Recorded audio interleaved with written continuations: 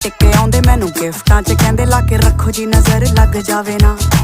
ਪਰੀਆਂ ਨੂੰ ਮਾਤ ਮੇਰਾ ਹੁਸਨ ਪਾਵੇ ਜੀ ਪਾਵੇ, ਅਜੇ ਕੁੜੀ ਵਾਲਾ ਕੁਝ ਲਾਵੇ ਨਾ।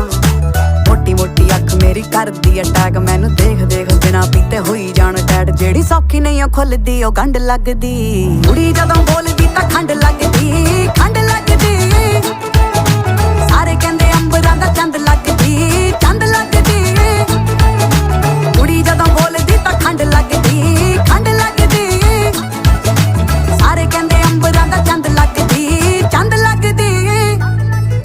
ਡਾਇਮੰਡ ਕੰਨਾਂ ਦੇ ਵਿੱਚ ਸ਼ਾਈਨ ਕਰ ਦੇਵੇ, ਉਹ ਤੋਂ ਜ਼ਿਆਦਾ ਸ਼ਾਈਨ ਕਰੇ ਮੇਰਾ ਕੋਕਾ।